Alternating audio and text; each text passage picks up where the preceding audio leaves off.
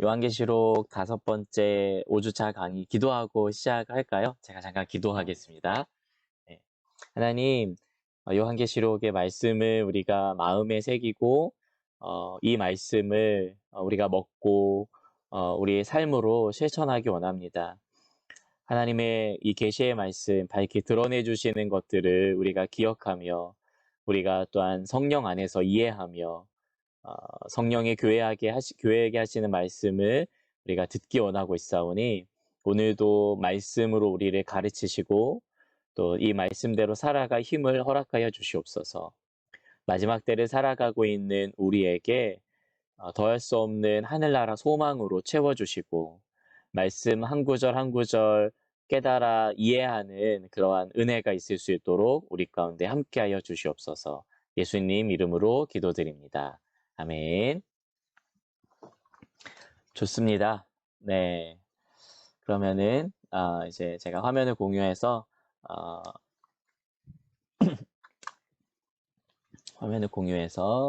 보도록 하겠습니다.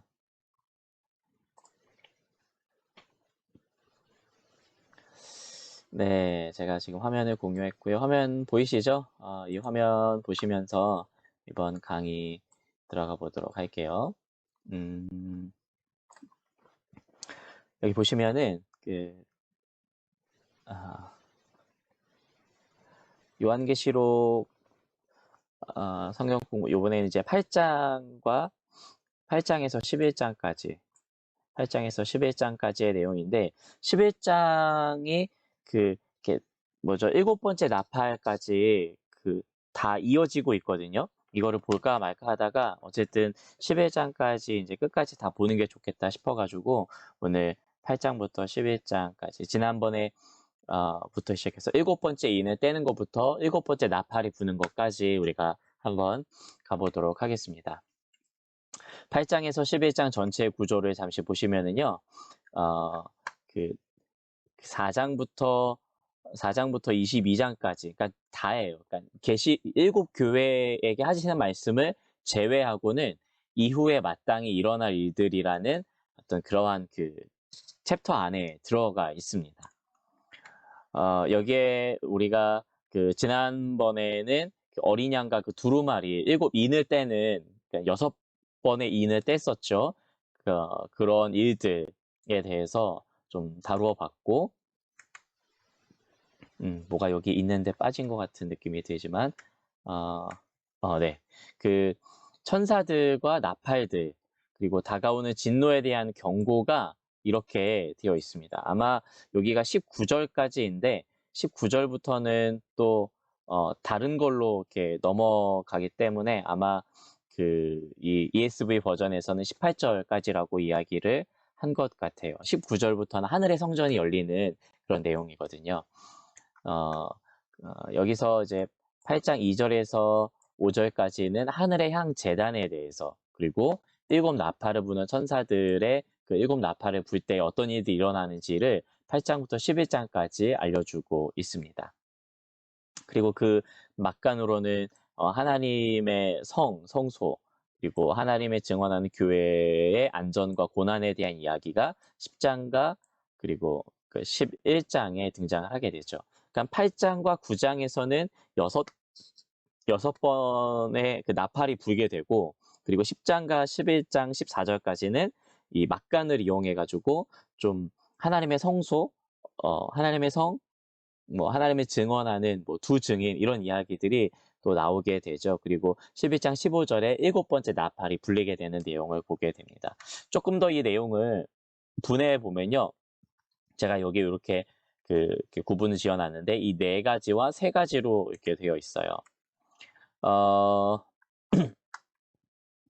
첫 번째 나팔이 불 때에는 우박과 불과 피가 땅에 해당하는 거죠. 그리고 땅의 3분의 1이 불에 타게 됩니다. 그러니까 땅을 심판하시는 거예요, 이거는. 자, 제가 뭔가 이렇게 애니메이션 설정에 실패했네요. 어쨌든 보시면은 두 번째 나팔이 불 때에는 이거는 바다예요, 바다. 첫 번째는 땅이었죠. 두 번째는 바다예요. 그리고 세 번째 나팔이 불 때에는 강과 샘, 요거는 이제 마실 물에 대한 거죠. 그러니까 땅에 대한, 그리고 바다에 대한, 그리고 마실 물에 대한, 그리고 해달, 별, 이거는 하늘에 대한 이러한 그 각각의 심판들이 나타나고, 어, 여기 이제 다섯 번째 나팔은 무정행에서 나온 이 귀신들, 황충이라고, 그 메뚜기를 의미하죠. 이따가 또 살펴보겠는데, 그리고 여섯 번째 나팔은 동쪽으로부터의 그 침략, 유프라테가 뭐 막고 있었던 네 천사의 봉인이 해제되면서 그 묶여있던 결박이 풀어지면서 인류 3분의 1이 죽임을 당하게 되는 그런 부분들을 또 알려주고 있고요. 일곱째 나팔, 세상 나라가 됨. 이 부분들, 세상 나라가 하나님의 나라가 됨. 이 부분들을 일곱 번째 나팔이 아마 예수의 재림일 것이다. 많은 학자들이 이야기를 하고 있죠. 여러분, 이게 좀 되게 작아서 잘 보이시나요? 예, 아마 그 큰 화면으로 보시면은 뭐 잘 보이실 텐데, 핸드폰으로 보시면은 좀 작지 않을까라는 생각이 드는데, 워낙 내용이 많고, 이번에 제가 한 절 한 절, 좀 알려드리고 싶어가지고, 좀 작게 했는데, 포인트를 좀 작게 했는데, 어쨌든 좀 이해해 주시기를 부탁드립니다. 이 일곱 가지의 나팔이 부는 그 사이에 10장에서 11장 14절까지는 이러한 그 작은 책과 천사, 작은 책과 그 저자, 두 증인과 증인의 소명이라는 이 부분들이 약간 이야기되고 있어요. 그래서 이 처음 네 가지는 그 네 가지 자연에 대한 심판을 이야기를 하는 것이고, 자연에 대한 어떤 그 어떤 멸망 아니면 이런 부분들을 알고, 그리고 나머지 세 가지는 인류 심판에 대한 어떤 화학, 이 부분을 좀 이야기해주고 있죠. 저번에도 말씀드렸다시피 이 4와 이 3이라는 숫자는 네 가지는 보이는 물리적인 세계를 의미한다고 좀 보시면 될 것 같고요. 이 세 가지는 조금 더 영적으로, 좀 더 영적으로 물론 이제 네 가지도 다 그러한 이미지를 가지고 환상을 가지고 영적인 세계를 보여주기도 하지만 자연에 대한 심판을 의미한다면은 이 세 가지는 세 가지 화라고 나오는 것처럼 이 인류에 대한 심판과 동시에 좀 영적인 걸 다루고 있다 보시면 될 것 같습니다. 자, 여기서부터는 이 페이지가, 그러니까 이런 형태의 페이지가 수도 없이 반복이 됩니다. 여러분, 11장 마지막까지 요런 그림으로 계속 보셔야 될 거예요. 요 페이지에 좀 익숙해지십시오. 8장 1절부터 시작해서 11장까지 요런 형태로 제가 계속해서 언급을 하면서 말씀을 드리도록 하겠습니다. 8장 1절과 2절에 보시면은 일곱 인을 떼실 때, 일곱 번째 인을 떼실 때에 하늘이 반 시간쯤 고요하다라고 되어 있어요. 그러니까 이 반 시간이라고 하는 것은 말 그대로 30분 정도를 의미하죠. 그러니까 이때의 이 고요함이 뭘까? 사람들마다 뭐 짧게 넘어가기도 하고, 어떤 분들은 굉장히 길게 이거를 설명하기도 하는데, 하나님의 임재를 기다리는 어떤 기다림의 시간일 것이다. 하나님의 현현이라고 하는데 어려운 말일 것 같아서 제가 그냥 임재, 하나님이 함께 하심 이렇게 했고요. 그리고 무거운 침묵의 시간이다. 그리고 하나님이 쏟으실 무시무시한 재앙을 앞둔 이 무거운 침묵의 시간. 뭔가 이렇게 폭풍 전야 같은 그런 느낌이 들죠. 왜냐하면 이제 마지막 인을 떼면서 벌어지는 게 일곱 천사가 등장을 하고 일곱 나팔을 부는 그런 장면이 나오는데, 그게 모두 다 이제 심판을 가리키는 내용이기 때문에 그 전에 뭔가 이 고요함, 사운드 제로의 시간, 숨죽여서 잠잠히 기다리는 시간을 의미할 것이다. 이렇게 되어 있죠. 일곱 천사가 일곱 나팔을 불게 되는데, 일곱 번의 이 나팔, 완전한 심판으로 나아가기 위해서 일곱 천사가 등장을 합니다. 왜냐하면 나팔을 불기 때문에. 이 나팔은 지난번에도 말씀드린 것처럼 뭐 왕의 등장이라든지 왕의 입성이라든지 아니면 전쟁을 알릴 때의 이 용도로 사용을 하게 되죠. 그래서 일곱 나팔이 그런 의미를 가지고 있다 보시면 될 것 같습니다. 요거는 제가 지금 마치고 나서 바로 여러분들한테 토스하거나 아니면은 그 쉬는 시간에 이 PPT를 그냥 넘길게요. PPT를 넘길 테니까 이게 서울 남산체거든요. 서울 남산체로 보시면은 뭐 딱 요 체가 될 것 같고 그렇습니다. 그 3절부터 4절에 보시면은 금향로라는 말이 나와요. 여러분 향로를 뭐 잘 못 보시죠? 뭐 향로 저도 뭐 제 주변에도 지금 향로가 있지 않은데 근데 그 여기에 있나? 초가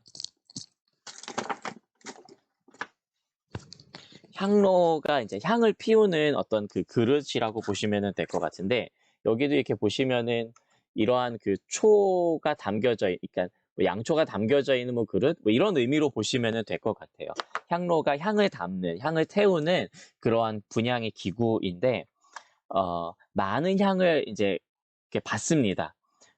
천사가 이것은 뭐 성도들의 기도다라고 여기에서 알려주고 있죠. 근데 마치 그 향이 이렇게 올라가는 것처럼 하나님께 드리는 우리 약간 기도가 하나님께 이렇게 올라가는 의미로 보여진다고 보시면 될 것 같습니다. 음, 향연은 향기, 그러니까 뭐죠? 그 향의 연기입니다. 향연. 그 향의 향연이 성도의 기도와 함께 천사의 손으로부터 하나님 앞으로 올라간다.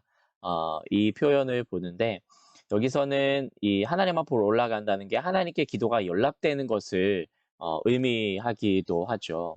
근데 좀 재미난 해석이 또 다른 천사라는 이 부분을 어, 청교도 신학자 이 매트 풀은 뭐 17세기 사람입니다.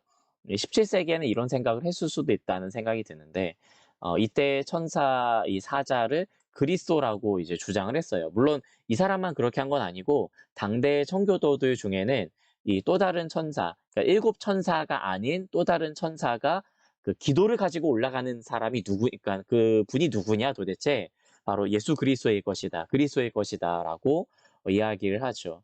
뭐 그 그리스도의 그 중보를 의미하고 그리스도를 조금 더 뭐랄까요? 우리의 기도와 하나님 사이를 이렇게 연결짓는 그러한 분으로 묘사를 했는데 뭐 이 해석이 틀렸다고는 할 수는 없지만 이렇게 많은 현대의 많은 신학자들이 좀 선호하는 그러한 그 해석은 아닌 걸로 알 수 있습니다. 나중에 또 뭐 힘센 천사 등장하는데 그것도 막 그리스도라고 보기도 하는데 그리스도를 묘사할 때는 분명히 요한계시록 1장에 나타난 그런 묘사가 좀 담겨져 있어야 되거든요. 그러니까 여기에는 그런 묘사가 없는 거를 봐서 그러니까 정말 그 중요한 역할을 맡은 하나님의 사자가 아니었을까 이런 생각을 해보게 됩니다. 어쨌든 중요한 여기서의 포인트는 우리의 기도가 하나님께 연락이 되는 거죠. 어떤 분들은 이런 이야기를 해요. 그러니까 앞으로 벌어지는 많은 심판이 결국에는 무엇에 근거한 것이냐? 이 기도 때문에 그렇다. 우리가 하나님께 기도하고 우리가 하나님께 요청하는 것으로 인하여서 이 하나님의 심판이 임하게 된다. 그러니까 우리가 하나님 임하시옵소서, 하나님 우리를 돌보시옵소서라고 하는 그런 요청에 따라서 하나님께서 심판하시고 우리를 건져내시는 것이다. 심지어는 이렇게까지도 이야기를 합니다. 하나님은 우리가 기도하는 것만 일하신다. 그러니까 하나님께서는 우리가 기도하는 그 내용에 한정지어서 자신을 이 땅 가운데 일하신다. 뭐 이런 이야기도 하더라고요. 그러니까 이게 뭐 하나님을 우리가 조정한다는 의미라기보다도 어, 그만큼 성도들의 기도가 중요하다. 그러니까 하나님께서 우리의 기도를 그만큼 귀중하게 여기신다라는 의미로 보게 되고 지금 이 천사를 통해서 알 수 있는 것처럼 우리의 기도가 하나님께 올려드리는 거죠. 좀 전에 제가 기도한 그런 기도는 하나님께서 들으셨을까요? 들으셨다면 여러분들이 오늘 잘 집중할 텐데, 이렇게 우리 쌍방간에 서로 이렇게 잘 돼야겠죠? 하나님께서 분명히 우리의 기도를 응답해 주시고, 우리 가운데 깨달음을 주시리라고 분명히 믿습니다. 8장 5절에서 6절의 말씀에는 천사가 향로를 가지고 제단 불을 담아다가 땅에 쏟았다. 그리고 우레와 우레와 음성과 번개와 지진이 난다. 이거는 이따가 또 보면 알겠지만은 그 계시록 11장 19절에 나타나는 번개와 음성과 우레와 지진과 큰 우박, 하나님의 성전 안에서 일어나는 그런 어떤 하나님의 그 진노의 하나님의 속성 이것을 이렇게 보여주는 것이라고도 볼 수 있겠는데요. 재단 불은 하나님의 진노를 상징하죠. 그러니까 하나님의 심판이 시작되었다는 것을 알려주고 있습니다. 그러니까 여러분 이게 하나님의 심판, 진노와 이 그 기도가 연결되어 있다는 것을 이 계시록 8장에서는 좀 보여주고 있는 거예요. 여기서 진노가 땅에 쏟아지니 그로 인해서 땅에 이제 큰 혼란이 시작되었다. 하나님의 심판이 있게 되었다.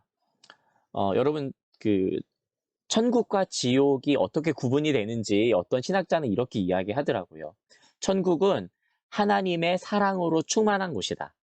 그에 반해 지옥은 하나님의 진노로 충만한 곳이다. 그러니까 하나님의 그 충만한 어떤 그 임재, 사랑의 임재와 진노의 임재. 그러니까 저는 거꾸로 천국은 하나님의 임재가 있는 곳이고 지옥은 하나님이 임재하시지 않는 곳 이렇게 생각을 했었었는데 뭐 그것도 틀린 말은 아니지만 어디에나 하나님이 계시니까 그러나 지옥에 하나님이 있는다는 의미를 어떻게 설명할 것인가? 하나님의 그 진노 가운데 하나님의 진노로 임하신다. 이런 설명을 하는 그런 학자들도 있었습니다. 이것도 제가 좋아하는 표현 중에 하나예요. 어쨌든 지금 우리가 보는 것은 그 앞으로 있을 그 심판의 모습들이 하나님의 그 진노의 속성이 드러나는 부분들이다. 많은 논란들이 있는 것 중에 하나가 그냥 지옥은 없다. 이런 논란들이 좀 있었습니다. 실제로 사랑이 이긴다라는 라벨이라는 그런 그 미국 교회의 목사님이 사랑이 이긴다, Love Wins라는 책을 통해서 그 지옥이 없는 것처럼 이렇게 한번 그 설명을 쭉 하고 있거든요. 그래서 그 정말 복음주의 학자들로부터 많은 비판을 받았었는데 그가 말하고 싶었던 거는 이해는 되지만 분명히 성경에서는 이 지옥에 대해서 이야기를 해주고 있다는 것도 우리가 기억을 해야 될 것 같습니다. 이 부분들, 왜냐하면 하나님의 그 심판과 진노가 분명히 있다는 것을 우리는 기억해야 하는 것이죠. 8장 7절에 보시면은 첫 번째 이제 천사가 나팔을 붑니다. 불겠죠? 나팔을 부니까 어떤 일이 벌어지냐면은 피 섞인 우박과 불이 나와서 땅에 이제 쏟아집니다. 그러니까 땅을 심판하는 거죠. 땅의 3분의 1이 다 타버리고 그 수목의 3분의 1도 다 타버리고 각종 푸른 풀도 타버렸다. 여기에서 이제 그 피 섞인 우박과 불을 통해서 우리는 뭘 볼 수 있냐면은 애굽에 내려졌던 10가지 재앙이 떠오르게 되는 것이죠. 7번째 재앙이 바로 우박과 불이었는데요. 우박이었는데 이것은 사람들이 살고 있는 땅을 해치는 모든 것들을 파괴하는 이 땅에 대한 진노와 땅에 대한 심판을 의미하는 것이죠. 이 나팔을 통해서 벌어지고 있는 것들이 구약에 나타난 10가지 재앙의 반복으로 되어 있습니다. 그리고 또 나중에 보겠지만 마치 바로 왕이 회개하지 않은 것처럼 바로 왕이 더 강팍한 것처럼 이 땅에 있는 사람들이 회개하지 않았다는 내용이 반복돼서 등장을 하고 있거든요. 구약의 그 출애굽기의 과정이 하나님의 진노와 심판 가운데 자신들의 백성을 건져내시는 하나님의 구원의 이야기라고 한다면은 이 계시록에 있는 내용들도 그 패턴을 그대로 따르고 있으면서 하나님의 종국의 심판 날에 어떻게 하나님께서 자신의 백성들을 보호하시고 건져내실 것인가, 그리고 심판의 내용은 무엇인가, 이것들이 연결되어 있다고 우리가 볼 수 있습니다. 땅에 쏟아진다는 것은 땅에 대한 심판을 의미하는 것이죠.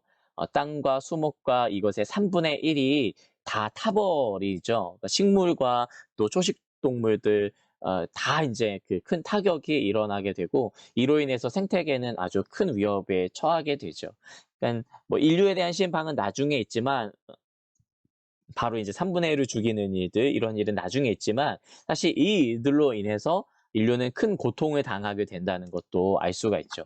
왜 3분의 1일까? 사실 제가 뭐 지금 제 옆에도 책이 요한계시록 책이 뭐 한 10권도 넘게 있지만 정확하게 3분의 1이 뭘 의미하는지 명시적으로 이것을 뭐 3분의 1의 의미, 왜 그 셋으로 나눴느냐, 이거를 구체적으로 좀 알려주는 책은 찾아보기는 어려웠어요. 저도 이게 뭘까 좀 고민이 들고. 그런데 이런 거 있죠. 심판이 벌어지면은 다 심판해야 되는데 왜 3분의 1을 의미하는 것일까? 어떤 사람은 이것을 3분의 1에 국한된다. 그러니까 총체적인 멸망이라기보다도 무언가를 경고하기 위해서 뭐 쬐끔 이런 경고라기보다도 3분의 1이면은 사실 그러니까 큰 타격이잖아요. 근데 그만큼의 큰 타격을 입혀서 계속해서 경고하기 위함이다. 이런 그 해석을 하는 사람도 있었습니다. 그러니까 저도 요거는 좀 아쉽게도 어, 그, 그러니까 저도 그렇고 다른 많은 학자들도 아직까지는 제가 명쾌한 해석을 보지 못했어요. 지금 요 해석도 명쾌하지는 않은데 다른 그냥 터무니없는 해석보다는 좀 낫지 않을까라고 해서 넣어봤습니다. 저도 한번 좀 기도해 보면서 성령에 의지해 보면서 3분의 1이 뭘까 한번 또 찾아보도록 하겠습니다. 8절에서 9절은 둘째 천사죠.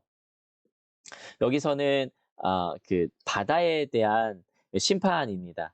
바다에 던져짐에 그 불붙는 큰 산과 같은 것이 뭐 이렇게 의미하는데 어떤 사람들은 이거를 뭐 불붙는 큰 산, 바벨론을 가리킨다. 아니면은 뭐 로마 제국을 의미한다. 이렇게도 하는데 바다가 심판을 받는다라고 하는 것은 뭐 이 제국을 의미한다는 것도 있겠지만은 반드시 그렇게는 볼 수도 없을 것 같아요. 그래서 무엇을 의미하는 건지는 정확히는 모르지만 뭐 예수님이 말씀하신 것처럼 이 산을 들어 저 바다에 던지로 하면 그렇게 될 것이요라는 의미인지 뭐 명시적으로 나와 있는 것은 좀 어렵겠지만 분명한 것은 이 바다에 대한 심판을 이 자연에 대한 심판 중에 이번에는 바다 영역이다 이렇게 보시면 될 것 같고요. 바다가 피로 변하는 것 또한 그 애굽에 내려졌던 이 첫 번째 재앙, 이 나일강이 피로 변하는 이것을 떠올리게 하죠. 바다의 피조물도 3분의 1로 죽게 되고 3분의 1이 죽게 되고 그 위에 다니는 배들이 다 부서지죠. 해양 오염과 바다 생태계가 그리고 배들이 부서져서 수산업, 해양 교역 이것들이 다 이제 심각한 타격을 입게 되는 이런 모습들을 우리가 그려볼 수 있게 되죠. 셋째 천사가 나팔을 불 때에는 횃불같이 타는 큰 별이 하늘에서 떨어졌다. 그래서 이제 여러 물샘들에 떨어졌다. 이제 물샘이라고 하는 것은 물 근원 뭐 이렇게 볼 수 있겠죠. 이 별의 이름은 쓴 쑥이다. 그러니까 너무 쑥인데 써요. 써. 그리고 물의 3분의 1이 쓴 쑥이 되매 그 물이 쓴 쑥이 되어 많은 사람이 죽더라. 그러니까 이거를 이제 독으로 해석하기도 합니다. 그래서 독이 되어서 더 이상 사람이 마실 수 없으니까 죽게 되기도 하고 그 독 때문에 죽게 되기도 하는 것을 보게 되죠. 이 자연 심판은 모두 다가 그 자연과 더불어 살아가는 그 인간 때문에 벌어지는 일들이고 인간이 파괴하는 것이고 인간이 해를 당하게 되는 것을 의미하게 됩니다. 하나님은 온 우주 만물을 지으시고 자연을 지으시고 땅에 충만하고 정복하고 다스리라고 하시는데 그것을 도리어 인간들은 파괴하고 잘못 하나님이 없는 하나님의 질서를 어, 왜곡하는 형태로 그 다스리게 되죠. 그러했을 때에 이 심판들이 벌어지는 것을 보게 됩니다. 횃불같이 타는 큰 별, 이 별은 쓴쑥이라는 이름을 쓴쑥이라는 이름이 그 별명, 이 이름을 가지고 있는데 하늘에서부터 땅에 떨어졌다고 이야기해주고 있어요. 이게 뭘까? 많은 사람들이 좀 궁금해하기도 하고 그래서 이 별은 뭐 로마 제국이다 뭐 보기도 하고 또 어떤 그 청교도 학자는 이 이단의 교리다. 이단의 교리가 그 마실 물, 그 생명수와 같은 말씀이 여기에 떨어져 가지고 그걸 혼탁하게 하고 그 물을 마시는 사람들마다 잘못된 교리에 빠지게 되었다라고도 보기도 하고 심지어는 제가 이것도 신선했는데 한 사람만이 아니라 몇 사람들이 이런 주장을 했어요. 체르노빌이라는 말이 우크라이나어로 쑥이라고 이야기를 한다고 합니다. 그래서 체르노빌의 이제 방사능 사건이 이제 터지고 수많은 사람들이 죽어나가고 더 이상 살 수 없는 그러한 그 황폐한 땅이 되었고 또 이러한 뭐 핵 발전소나 이런 것들은 방사능은 엄청 많죠. 일본도 지금 지진이 나서 방사능에 노출되어서 아예 그 땅이 그 못 쓰게 되는 땅이 돼버리고 바다도 뭐 오염되고 했다고 하는데 그러한 것으로 과연 볼 것이냐 뭐 정확하게 이게 그 1대1로 그 문자 그대로 이것은 이거야 라고 대입시키기는 어렵겠지만 어떠한 식으로든 분명히 이거는 이제 물을 마실 수가 없게 되는 것, 우리가 마실 물과 그 샘의 근원이 파괴되는 것을 보는 거죠. 여기서 분명한 건 이거예요. 하나님께서 인간 생활을 하나님께서는 우리가 이제 인간 생활을 유지해주는 가장 중요한 자원 중 하나인 이 물을 치신다. 하나님께서. 그리고 생명의 물인 예수님과는 다르게 예수님의 주시는 물을 마시면 삶이 있고 생명이 있는데 이 파괴된 이 물을 하나님의 그 진노 가운데 있는 이 물을 마시는 자는 죽게 된다는 것이죠. 이것을 좀 상징으로 보기도 하고 실제 일어날 그런 일들로 보기도 하는 뭐 여러 가지를 보게 되죠. 어떤 사람들은 이런 이야기도 하더라고요. 지금 지구상에는 이 물 때문에 제대로 된 물을 마시지 못하고 죽게 되는 인구가 어마어마하다는 거예요. 70억 인구 중에 수억이 이러한 물을 못 마시거나 그리고 잘못된 물을 마셔서 병균에 옮아가거나 이런 것들도 보게 되죠. 제가 뭐 영화는 보지 않았지만 영화 가시가 뭐 이런 부분들에 해당한다 뭐 이런 것들도 생각할 수 있겠고, 그리고 제가 뭐 초등학교 때만 하더라도 뭐 수도가에서 그냥 물 마시기도 하고 물을 사서 마신다는 거는 상상도 못했죠. 근데 지금은 물을 사서 마시는 게 당연하잖아요.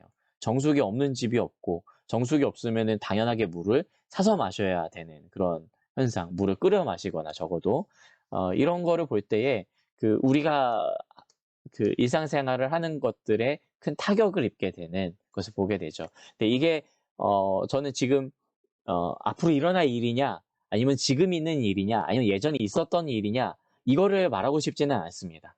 요한계시록 자체가 어떤 시간의 흐름에 의해서 일어나는 일들을 뭐 1000년도에는 이런 일이 있을 거고 앞으로 2021년에 이런 일이 있을 거다. 이거를 말해준다기보다도 하나님의 진노의 논리적인 흐름상 이런 단계로 심판이 임한다는 것을 보게 되는 거죠.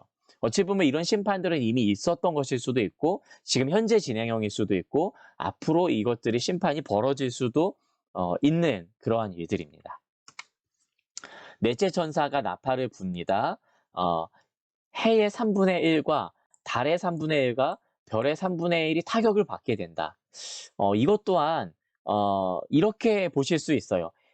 태양의 3분의 1일 것이다. 그래서 태양이 동그란데 그게 정확하게 3분의 1로 타격을 받는 것이냐, 3분의 1에 날아가는 것이냐, 이렇게 보시면은 조금 진짜 말 그대로 문자적으로 보시는 거고, 그러한 의미보다도 여기에 보시면은 이제 그, 어, 낮과 밤의 3분의 1, 그러니까는 해와 달과 별들이 상징하는 바가 무엇이냐, 2000년 전에 요한과 이것들을 편지를 읽는 사람들에게 해, 달, 별 그러면은 무엇을 떠올려 하면은 비추는 거죠. 낮의 해와 밤의 달과 별. 그러니까 뭔가 이렇게 이제 낮을 주관하고 밤을 주관하는 뭐 이런 의미로 볼 때에 어둠이 임하게 된다는 것들. 그래서 어두워지고 또 비추임도 없고 밤도 그러하다. 아름다움도 사라지고 또 밤에 달 보고 뭐 요즘에는 뭐 너무 이렇게 화내가지고 뭐 밖에 돌아다닐 때에 달 보고 걷고 뭐 이러지 않잖아요. 근데 제가 시골 사람이어서 그런지 저는 초등학교 때까지 시골에서 있었는데 달빛 보고 길을 걷는다는 말이 진짜 이해가 됐거든요. 어, 그 아무것도 없는데 뭐 조명도 없는데 달빛 보면서 걷기도 했습니다. 물론 뭐 초승달, 금음달 아예 이제 뭐 달이 없을 때는 뭐 못 걸었냐 뭐 그렇다고 얘기하면 할 말이 없지만 어쨌든 해와 달이 이것들을 상징한다라고 여러분 보시면은 될 것 같습니다. 이것 또한 애굽 땅에 내려졌던 3일 동안의 흑암의 재앙을 떠올리게 하죠. 여러분 이 흑암의 재앙은 9번째 재앙이었습니다. 그러니까 이 재앙 다음에 10번째 재앙으로 장자를 치는 게 나오죠. 그래서 어떤 학자들은 이 네 가지의 이 땅에 대한 온전한 심판이 자연에 대한 심판이었던 애굽의 9가지와 더불어서 있었고 마지막 심판이었던 10번째 재앙이 이제 벌어지는 5, 6, 7번째 천사들에 의해서 나타나는 것은 아닌가. 뭐 제가 약간 살을 덧붙이긴 했는데 좀 그런 것들로 이제 앞으로 다가올 더 큰 심판에 이어서 지금 이 자연에 대한 심판이 여기서 이제 종결된다고 볼 수가 있죠. 13절에 약간 여기도 그냥 넘어갈 수 있는데 뭔가 이렇게 그 사건의 긴박성을 좀 알려주는 극적인 요소를 더해줘서 이렇게 얘기합니다. 뭐 독수리가 큰 소리로 뭐 까마귀도 아니고 까까깍도 아니고 화 뭐 이렇게 아무튼 외쳤다는 거죠.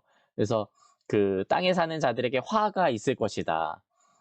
새 천사들이 불어야 할 나팔 소리가 아직 남아있다. 이렇게 엄청난 심판들이 네 가지의 심판들이 땅과 그리고 바다와 그리고 샘과 하늘에 그러니까 모든 것들에 다 심판이 임했는데 뭐야 아직도 끝난 게 아니라고? 이렇게 되는 거죠. 그러니까 더 있어. 이게 모든 것이 끝난 것 같지만 이제 본격적으로 시작이야. 그리고 이거는 큰 화가 될 거야. 세 가지 화가 등장하게 될 거야. 이런 것을 알려주죠. 독수리는 죽음을 상징하죠. 죽음이 있는 곳에 독수리가 있다라는 것처럼 그래서 이제 죽음에 대한 경고를 알려주죠. 지금까지는 해를 당한 것에 어찌 보면 이제 불과했다면 앞으로는 이제 죽음이 이제 찾아오게 되는 것이죠. 여기서 이르되 땅에 사는 자들에게 근데 이 화는 땅에 사는 자들에게 해당되는 거예요. 땅에 사는 자들은 당연히 땅에 속한 자들이라는 의미이고 땅에 속한 자들은 하늘에 속하지 않은 이 땅에 세상에 그 속하여서 살아가는 자들을 의미합니다. 네. 그래서 앞에 네 가지와 올 세 가지를 좀 구분하는 역할로 이 이 13절이 그런 의미로 있고 14절 그러니까 그 이렇게 해서 8장이 이제 끝나게 되고요. 9장에 들어가면은 다섯째 천사가 나팔을 불매 이렇게 시작을 합니다. 요 다섯째 천사가 나팔을 부는 부분들은 잠시 후에 와서 우리 이어갈까요? 네, 그 9장, 10장, 11장 요 좀 내용들은 우리 그 지금이 벌써 한 38분, 40분이 다 돼 가는데 우리 한 그 딱 10분 정도 쉬었다가 39분이 됐네요. 그 10분 정도 쉬었다가 49분쯤에 우리가 모여서 그때부터 시작해서 한번 좀 이어가 보도록 하겠습니다. 그리고 오늘은 제가 어쨌든 그 10시 전에 한번 오늘 맞춰볼게요. 잠시 쉬었다가 우리 10분 뒤에 만나요. 강의를 이어가 보도록 하겠습니다. 계시록 9장 1절 말씀, 9장에 있는 내용부터 시작해서 계속 한번 보면은요, 그 땅에 떨어진 별이 누군가에 대한 이야기, 그러니까 뭐죠? 논쟁이 많아요. 그러니까 이게 사탄이냐, 아니면은 천사냐, 뭐 그도 아니라 그러면은 그리스도냐라는 이 세 가지 대상에 대해서 논란이 많은데 우선 사탄이라고 할 때는 그 누가복음 10장 18절에 있는 말씀에 근거해서 번개처럼 하늘에서 땅으로 이제 떨어지는 것을 내가 봤다라고 하신 예수님의 말씀에 근거해서 사탄이라고 보기도 하고 아니면은 또 천사라고 보기도 합니다. 그러니까 20장 1절에 천사가 무저갱의 열쇠와 큰 쇠사슬을 그의 손에 가지고 라는 그런 부분들을 통해서 이게 같은 대상일 것이다. 이렇게 보기도 하는데 여러분 보시면은 알겠지만은 사탄은 아닌 것 같아요. 왜냐하면 무저갱의 열쇠를 받았고 무저갱의 열쇠를 그 여는 그런 권세를 가지고 있는데 이것은 분명히 아닌 것을 알 수 있죠. 그럼 천사냐 아니면은 그리스도냐. 그래서 그러니까 누군가는 분명히 이거를 계시록 1장 18절에 나타나는 말씀에 비해서 사망과 음부의 열쇠를 가지신 분이 바로 예수 그리스도시다라고 보기도 하고 아니면은 천사가 그걸 봤다라고 하기도 하고 근데 분명하게 이것은 그 하나님께서 허락하신 자가 보게 되었다는 것을 우리가 알 수 있죠. 사단은 아닌 걸로 우리가 기억해 주시면 좋을 것 같고 이 무저갱이라는 말은 한국어 그러니까 한자에도 없을 무자에다가 이제 저갱 그래서 밑이 뭐 바닥이 없는 그런 큰 구덩이를 의미하는데 바닥이 없는 구덩이가 뭐 있나요? 끝이 없는 뭐 그런 구덩이란 의미겠죠. 그래서 이것은 뭐 시면 뭐 땅 깊은 곳이라는 그러한 그 말과 우물의 합성어로 되어 있는 헬라어이죠. 그래서 여기 이제 열쇠를 받은 것이고 여기를 여니까 그 이제 큰 화덕의 연기 같은 것이 올라오고 그 해와 공기와 그 공기가 이제 그 구멍으로 그 연기로 말미암아 어두워지게 되었다. 그러니까 해가 어두워지게 되었다. 이 정도로 그 구멍에서 올라오는 연기가 아주 가득하게 뒤덮었다는 이야기고 황충이 올라왔다는데 이 황충은 메뚜기를 의미를 하고요. 성경에서 이제 메뚜기 재앙도 여러분 보시면 알 수 있겠다시피 뭐이 그 메뚜기가 이제 아프리카 지역에서 많이 나타나는데 요즘도 메뚜기 때문에 난리라고 하죠. 이 메뚜기가 지나간 자리에는 이 농작물이 남아나지 않습니다. 그래서 이때 당시에도 그렇고 지금도 마찬가지고 이 메뚜기 때는 뭔가 이렇게 그 재앙을 의미하고 그리고 좋은 이미지로 사람들에게 각인되어 있지 않아요. 그래서 황충이 올라왔는데 전갈 같은 권세를 받았다. 이제 사막지대에 이것도 마찬가지로 사막지대에서 돌 밑에 사는 파충류과 이제 그 전갈이 이제 뒤에 꼬리가 있잖아요. 꼬리로 독침을 쏘면은 아주 이제 치명적인 피해를 입히는 것을 보게 되죠. 황충은 뜯어 먹기만 하는데 이 전갈과 같은 권세를 가져서 큰 위협을 가하는 존재가 되는 것이죠. 무적행의 열쇠를 가지신 누군가가 분이 그것을 열고 권세까지도 허락을 한 거죠. 이 4장 6절, 4절부터 6절까지 보면은 그들에게 이르시되 이렇게 되어 있죠. 이 황충, 무적행의, 그러니까 잘 보십시오. 이 심판이 누구에게서 시작된 거죠? 하나님에 의해서 이 진노가 시작이 된 겁니다.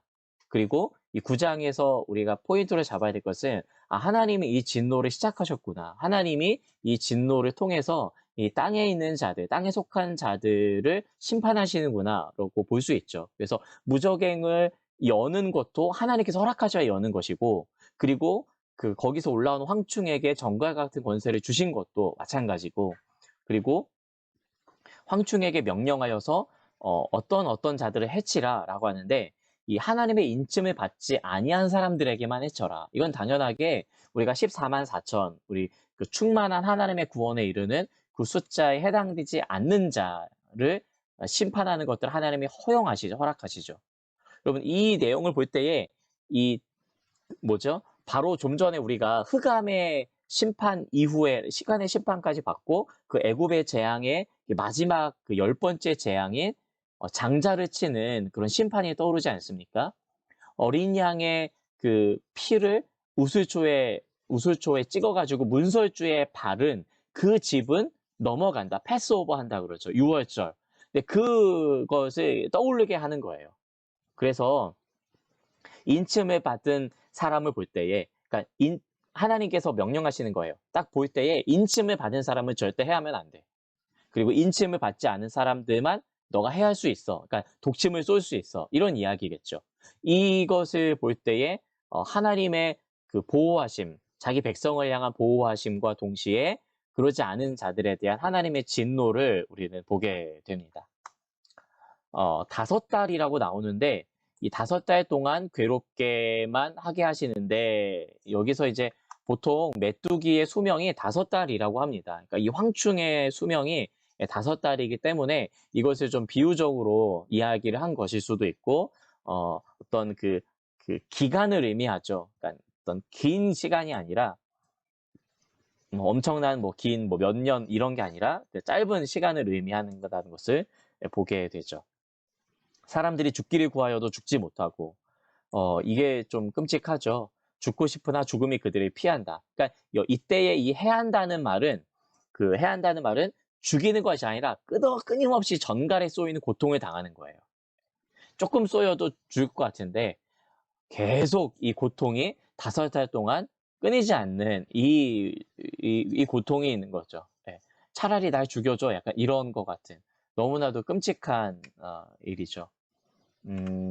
네. 7절부터 보시면은 이 황충들의 모양에 대한 이 설명이 나오는데 이 묘사가 나오는데 이 모습들을 구체적으로 이게 어떤 것을 의미하는지 자세하게 이야기하지 않아도 뭔가 진짜 전투를 벌이는 여러분 메뚜기 요만한 거밖에 안 되잖아요. 메뚜기 요만한 그 메뚜기를 이 사람의 얼굴 갖고 그래서 이게 단지 그냥 곤충을 의미하는 게 아니구나. 이 단지 곤충을 의미하는 게 아니라 뭔가 지금 큰 전쟁이 벌어지고 있는, 그러니까 심판, 진노가 벌어지고 있는 모습을 생각해 보실 수가 있죠. 욥기에도 그렇고 요외서에도 그렇고 침략하는 군대의 모양이 딱 지금 나타나고 있는 이 계시록 9장에 나타나는 이 모습과 연결되는 것을 유사한 것을 볼 수가 있습니다. 11절과 12절 말씀해 보시면은 그들에게 왕이 있다. 이 황충들의 왕이죠. 무저갱에서 올라온 그들에게 왕이 있는데 무저갱의 사자다. 히브리어는 아바돈이요. 헬라어는 아볼루온이다라고 하는데 이것은 이 말뜻, 이 아바돈이고 아볼루온이라는 말뜻은 파괴자라는 의미입니다. 그러니까 파괴시키는 거예요. 이 메뚜기 떼는 사단을 우두머리로 한 이 타락한 천사들, 그리고 그 악한 영과 더러운 영들의 이 무리들을 의미하는 거죠. 뭐 귀신들이라는 의미를 한국적인 의미에서는 뭐 죽은 자의 영혼이 뭐 이승도 어디든지 못 가고 떠돌아다니는 걸로 우리나라의 문화에서는 이해하는데, 성경은 분명히 이 귀신, 이 악한 자의 영들이 이 타락한 천사들인 것을 알려주고 있죠. 그리고 첫째 화가 지나갔다. 약간 8장 마지막에 좀 약간 삽입된 문구처럼 여기서도 첫째 화는 이제 끝났어. 근데 이제는 더 큰 게 올 거야. 더 큰 게 이제 2개가 더 남았어. 아직 끝이 아니야. 계속해서 이 진노의 이 중대함을 계속 알려주고 있는 것을 보게 됩니다.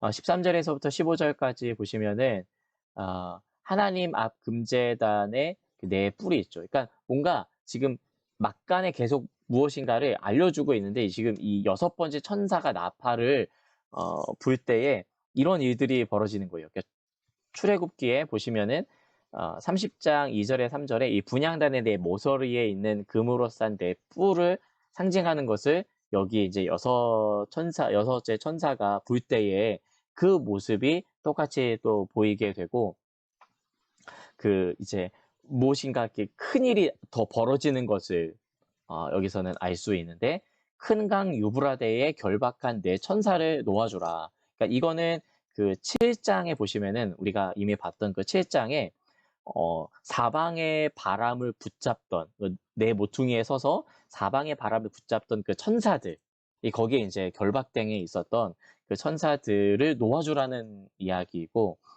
이 천사가 놓이게 됐을 때 벌어지는 일들은 사람 3분의 1을 죽이기로 준비되었다라고 하는 것을 보게 되죠. 뭐 천사들이 죽이는 건지 아니면 천사들을 통해서 벌어지는 그 심판과 죽음에 대한 것들을 이야기해주고 있는 것인지, 해를 가하는 것들, 그리고 죽음이 있는 것들, 이게 인침을 받은 자들에게는 해당되지 않지만 인침을 받지 않은 자들에게는 계속해서 해당되는 내용으로 마치 출애굽 당시에 애굽에 내려졌던 10번째 재앙을 계속 의미한다고 보시면 될 것 같고요.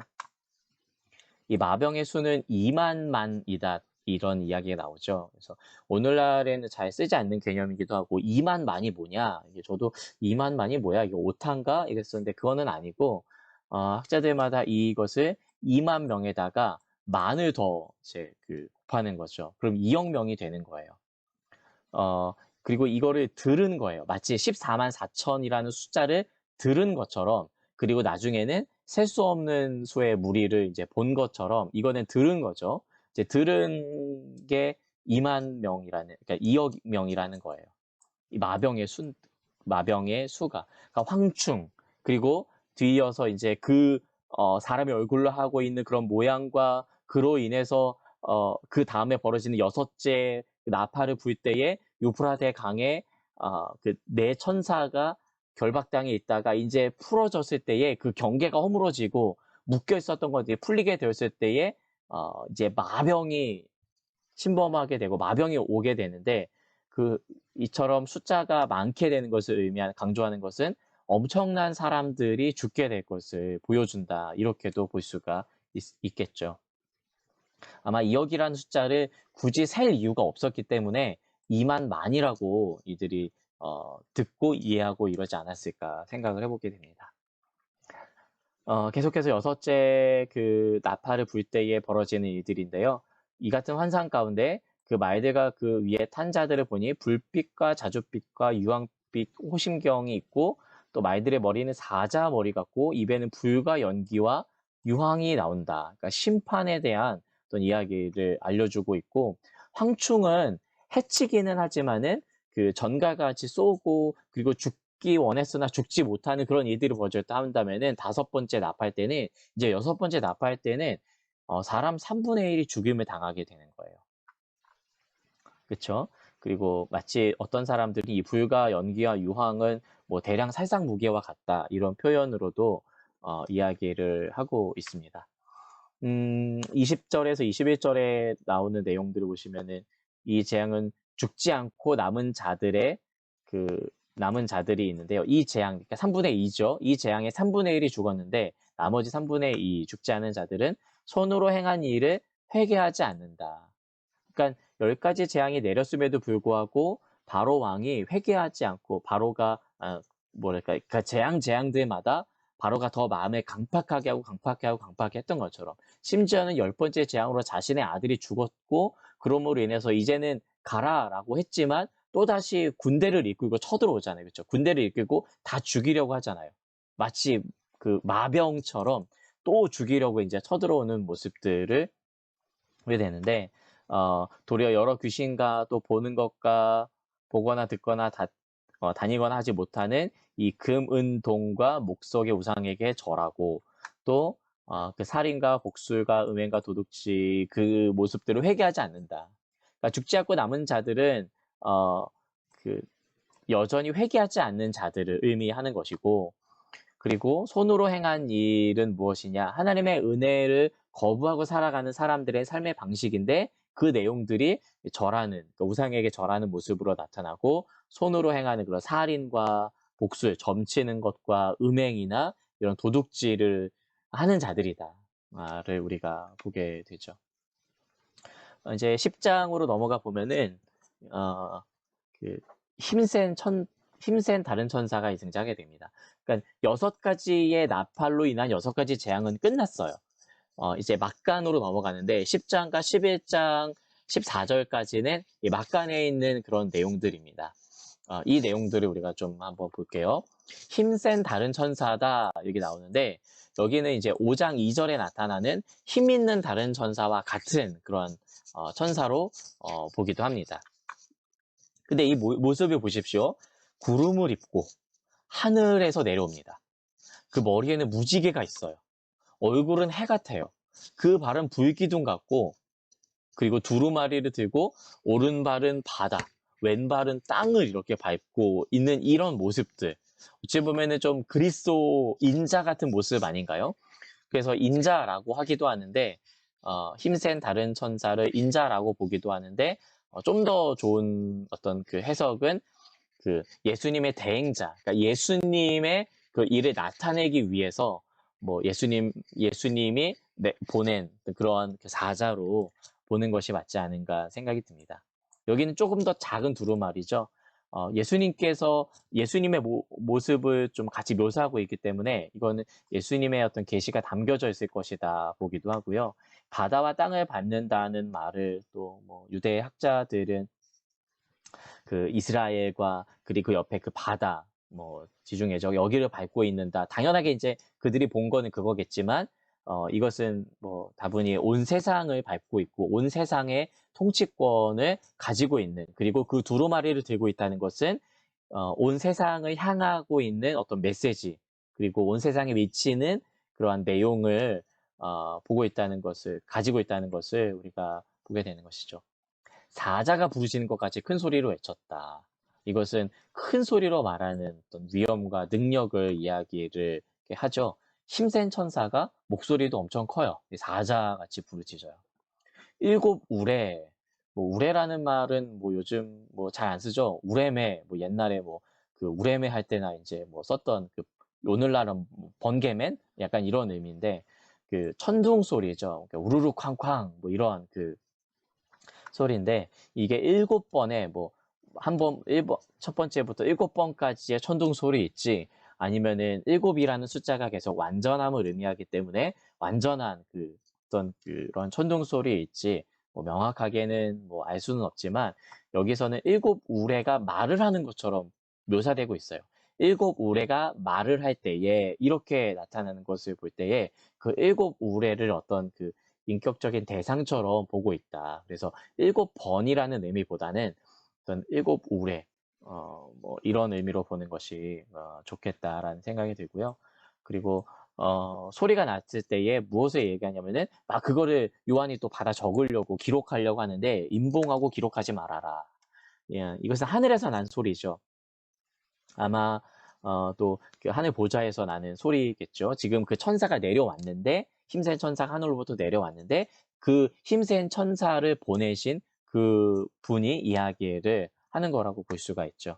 일곱 천둥이 말한 소리는 기록되지 않습니다. 그리고 만약에 이제 이 소리가 감춰져 있고 또 모든 사람들에게 드러나지 않는 것이라고 한다면 그러한 이유가 있겠죠. 그리고 이것들은 다음에 이제 보시면은 그 일곱째 나팔, 일곱째 천사가 소리내는 그 날에 하나님의 비밀이 이루어질 것이다. 이렇게 계속 연이어서 이야기를 해주고 있는 것을 보게 됩니다. 이 힘센 천사가 이렇게 이야기를 합니다. 지체하지 않을 것이다.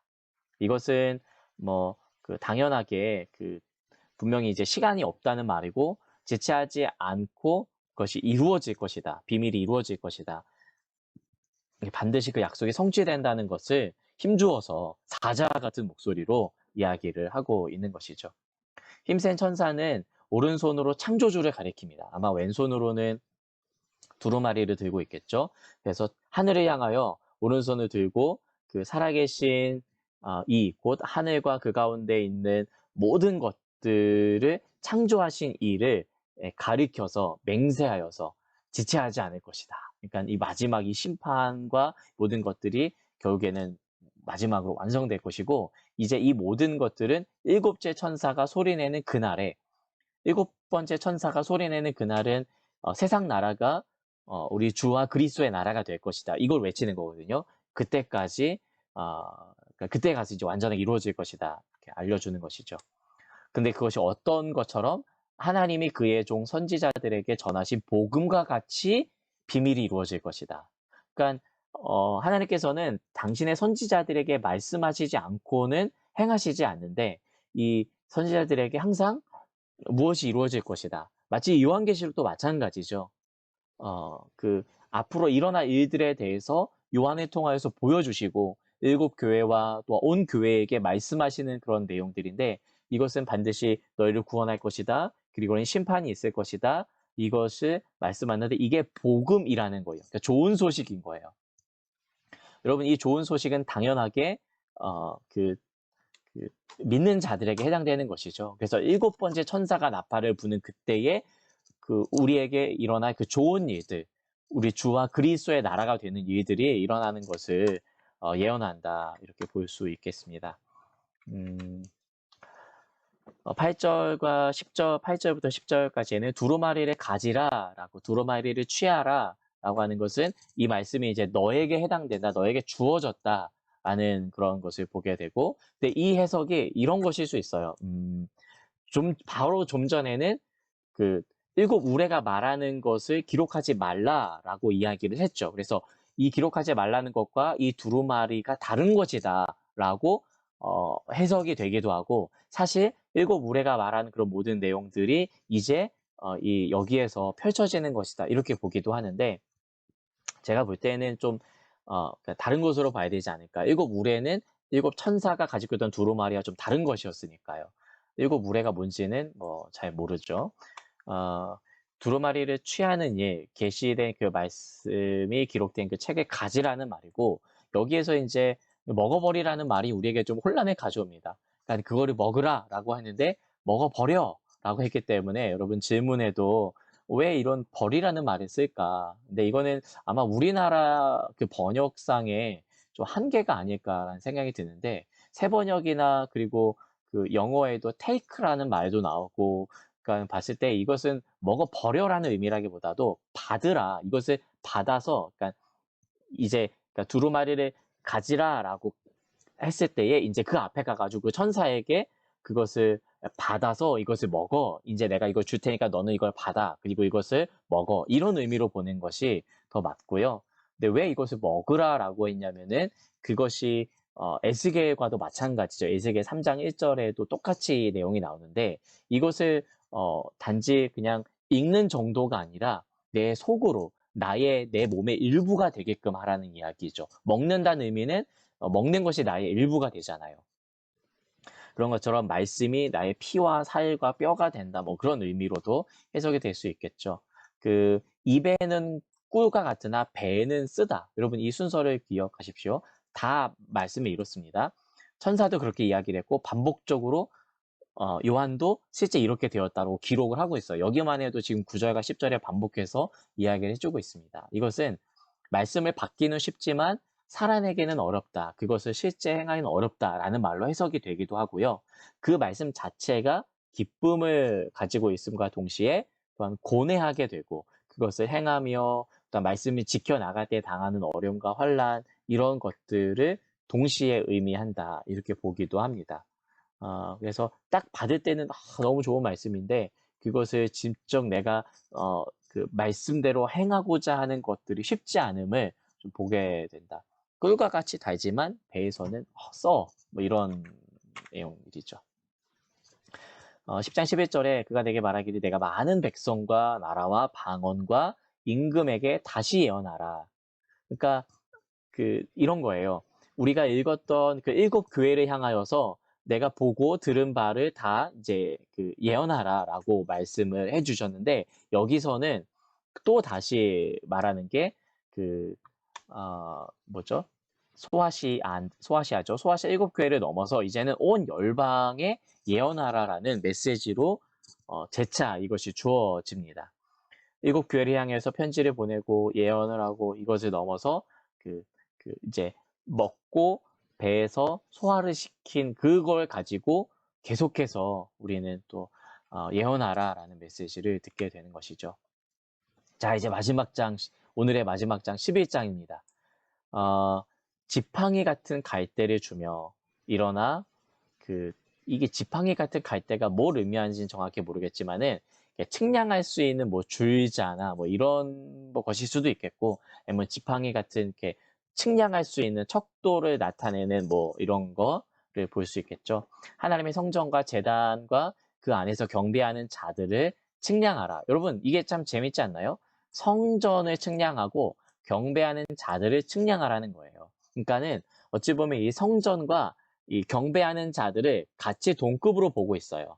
그러니까 이 흐름은 신약 성경에 계속 알려주고 있는 예배하는 자, 하나님을 예배하는 자가 교회가 바로 하나님이 거하시는 성전 되었다는 것을 여기에서도 또 같은 흐름으로 우리가 이해할 수 있죠. 무너진 성전을 다시 측량하기 위함인데 에스겔도 회복의 메시지를 받으면서 측량을 이야기를 하죠. 그리고 요한계시록의 이 요한도 측량하라는 명령을 받습니다. 왜 측량을 할까? 하나님이 그걸 모르셔서 그럴까? 측량을 한다는 의미는 여러 가지가 있을 수 있는데 측량은 우리가 보통 언제 하죠? 무엇을 실제 잴 때는 거기에 무엇인가를 놓기 위해서 여기 좀 재봐. 이 땅에 좀 넓이 좀 재봐. 뭐 이걸 좀 재봐. 이런 이유는 그 다음을 준비하기 위한 거예요. 그렇죠? 그래서 이것은 그 다음을 위한 바로 이곳을 위한 성전에 무엇이 일어날 것인데 그것을 대비하고 준비하는 것을 알려주죠. 당연하게 이 성전의 회복을 의미하는 것이고 이 성전이 온전하게 될 것을 바라고 있는 하나님의 마음이 담겨져 있다고 생각해 볼 수가 있습니다.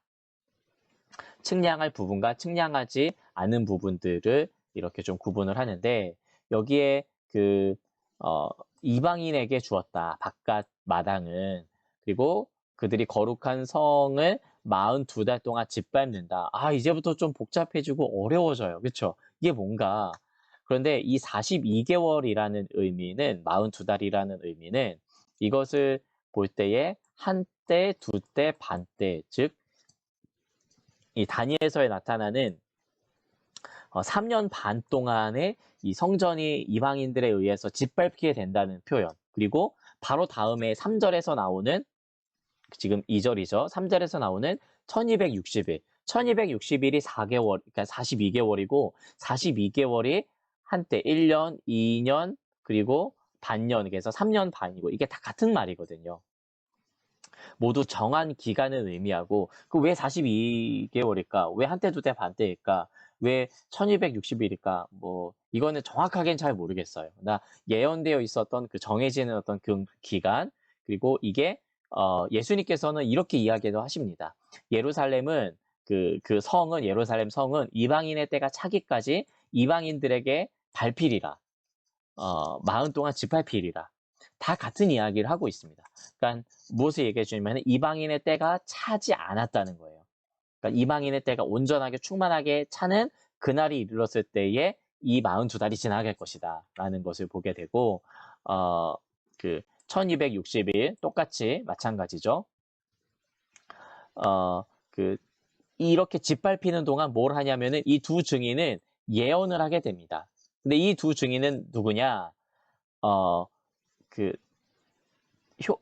이 두 증인은 증거하는 자예요. 복음을 증거하는 그런 자이죠. 아까 우리가 좀 읽었던 것처럼 마치 이제 그 선지자들에게 주셔서 복음을 말씀하게 하시는 것, 일곱째 나팔이 불기 전까지 그런 때를 상징한다고 보시면 되고 이 두 증인은 이 감람나무와 촛대다.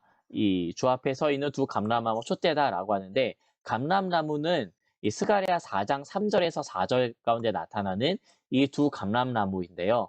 거기에서 스가랴서에서는 이 두 감람나무가 기름 부음을 받은 자 둘을 의미한다. 그래서 당시에 이제 대제사장과 지도자 대제사장이었던 여호수아 영적인 지도자였던 수룹바벨을 가리키는 것으로 이제 보게 되고 사실 이 둘은 대제사장과 어찌 보면은 뭐 약간 그 사사 같은 어떤 사사는 아니지만 또 그러한 것을 볼 때에 그 영적인 지도자 모든 그 그리스도인의 성도들이 대표하는 자다라고 보면은 이 두 사람은 이 두 증인은 여기에도 두 촛대에서도 볼 수 있듯이 교회를 의미하고 그런데 이 교회는 마땅히 증거하는 교회, 증인이니까요. 그래서 증언하는 교회, 전하는 교회를 의미하고 그러니까 전하는 교회, 전하지 않는 교회 따로 있느냐? 사실은 그렇지 않아요.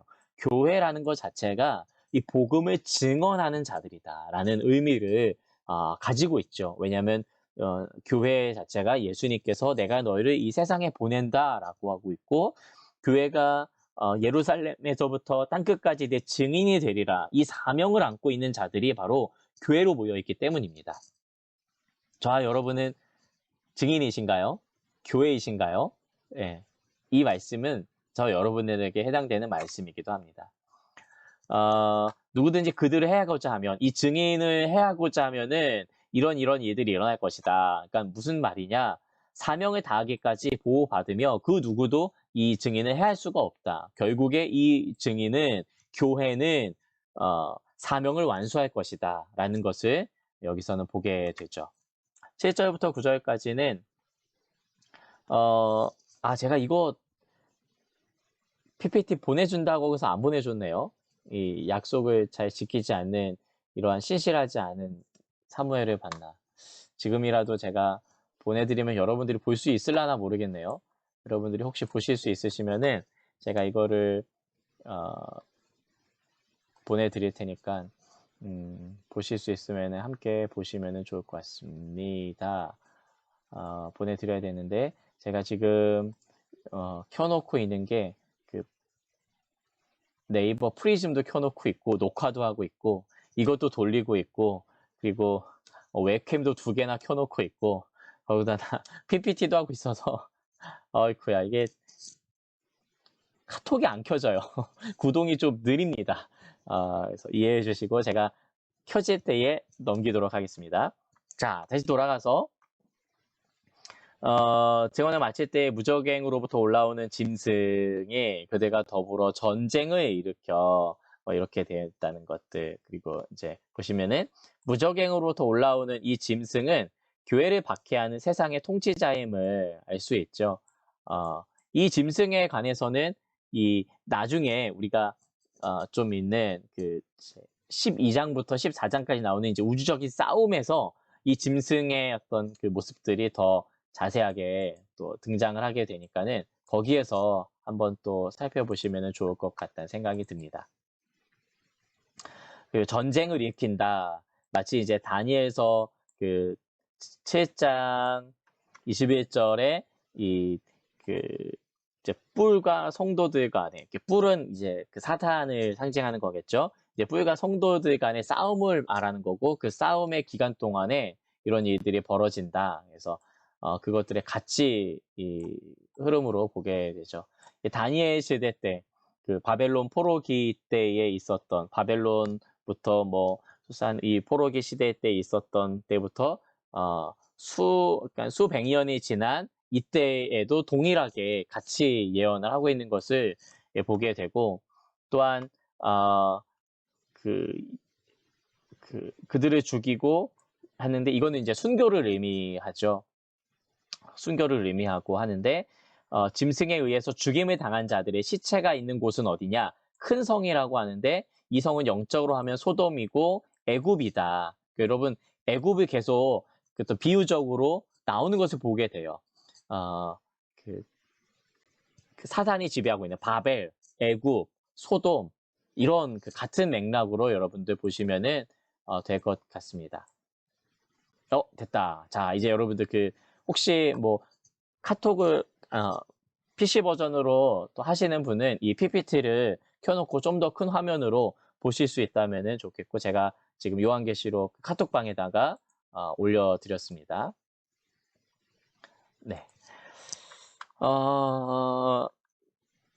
이곳은 주께서 십자가에 못 박히신 곳. 여러분 보십시오. 주께서 십자가에 못 박히신 곳은 되게 거룩하고 막 홀리하고 그런 곳이 아니에요. 지금은 이스라엘 가보면은 성지가 돼 있어서 예수님의 십자가 죽으신 그런 무덤에 뭐죠? 십자가를 놓는 그 바위가 있거든요. 그 바위에 나무가 깊게 들어가 있는 어떤 파져 있는 그런 곳에 손을 넣어보기도 할 수 있는 저는 줄이 하도 길어가지고 손을 넣어보지는 않았지만은 아주 거룩한 성지가 되어 있고 그 바위를 둘러싸서 교회를 지어놨어요. 근데 사실은 이곳은 예수님이 죽임을 당하신 십자가에 못 박이신 이곳은 골고다 이 피밭 뭐 이런 곳은 좀 뭐랄까요? 이렇게 저주받은 곳. 악인이 마치 승리한 것 같아 보이는 그곳. 악인이 그러니까 악한 자가 창궐하고 있는 그런 곳이에요. 그래서 이제 백성과 족속과 가라 나온 중에 그 시체를 사흘 동안 보며 무덤에 장사하지 못하게 하니라. 그러니까 아예 이제 부활할 것을 미리 이제 약간 복선처럼 알려주고 있는 그런 내용을 보게 되죠. 그리고 이 두 선지자, 교회, 그리고 뭐 촛대, 감람나무, 두 증인, 이거를 이젠 두 선지자라고 또 바꿔서 표현하기도 하죠.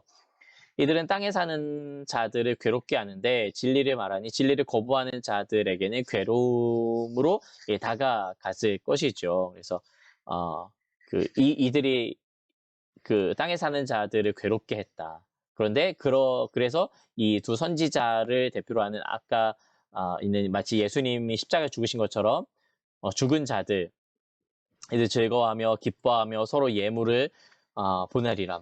이 그리스도인들의 핍박을 당하는 것들을 즐거워하는 일들이 벌어진다는 것이고 그러나 3일 반 후에 마치 예수님이 이 3일 만에 부활하신 것처럼 하나님으로부터 생기가 그들 속에 들어감에 성령을 의미하기도 하고요. 그들이 발로 일어서니 구경하는 자들이 크게 두려워하더라. 하늘로부터 큰 음성이 이리로 있어서 이리로 올라오라.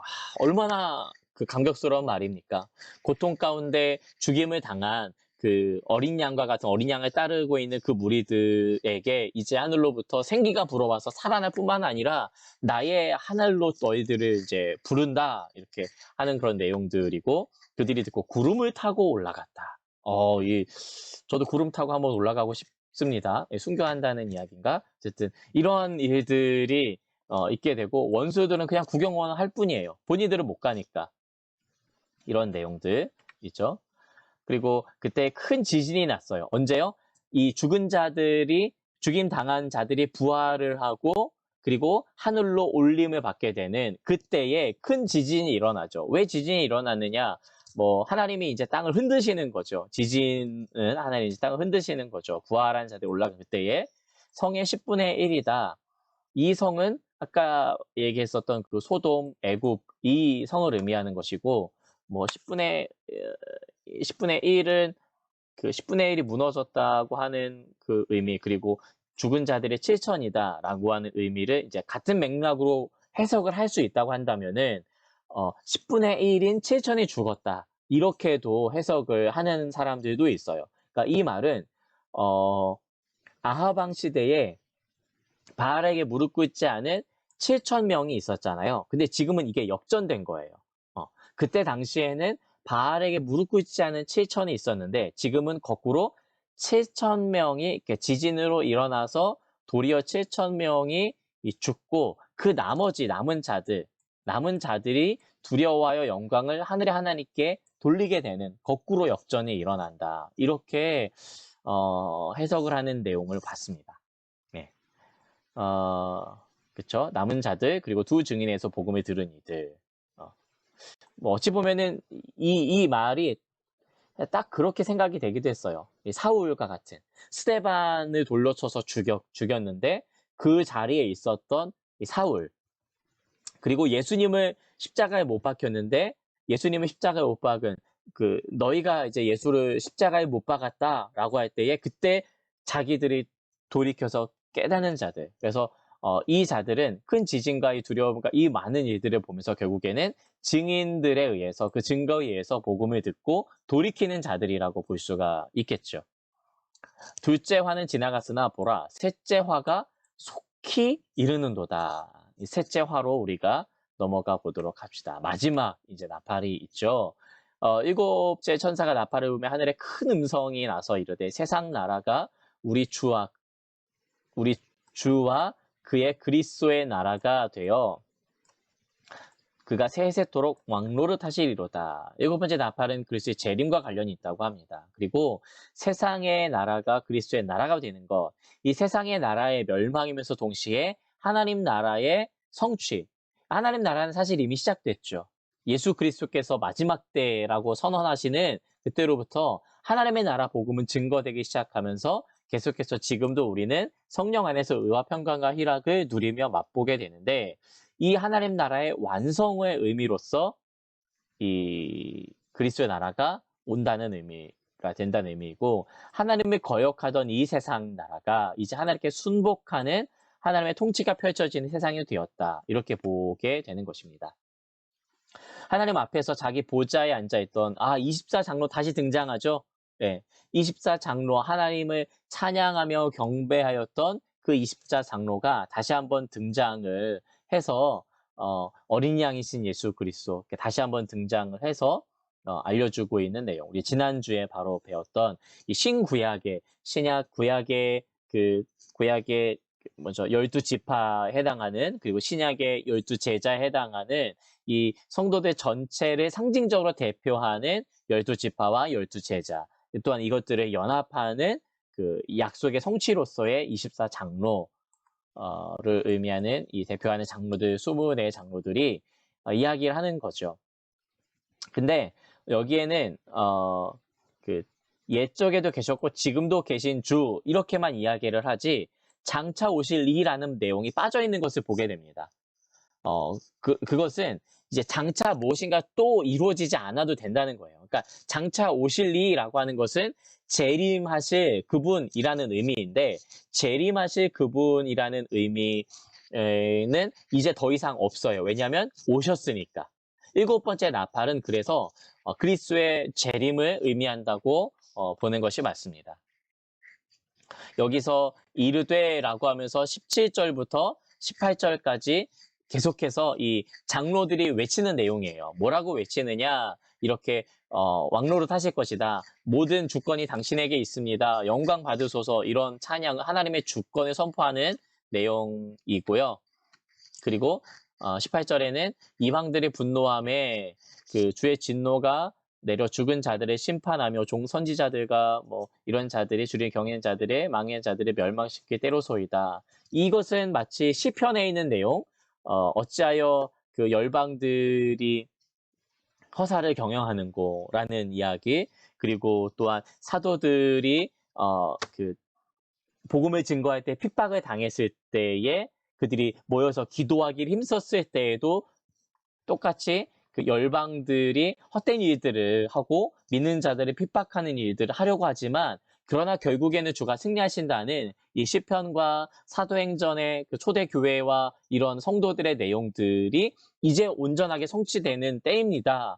온전하게 이렇게 이루어졌습니다. 라고 하는 모습들을 그러니까 보여주는, 그러니까 최후 심판이 임했습니다. 라고 하는 내용들을 이제 장로들의 입으로 선포하게 되는 것이죠.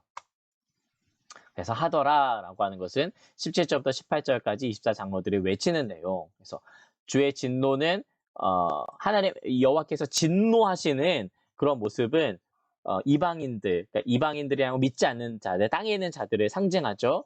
그들에게는 심판을 의미하지만 주를 경외하는 자들에게는 상으로 다가오는 것을 보게 되죠. 마지막입니다, 여러분. 이에 그들이 이제 장로들이 외치는 그때에 하늘에 있는 하나님의 성전이 열립니다. 와우. 성전이 열리는데 그 성전 안에 하나님의 언약궤가 보이죠. 그리고 번개와 음성과 우레와 지진과 큰 우박이 거기에 이제 있는 거예요. 이것들은 아까 뭐 천사에 의해서 보이기도 했죠.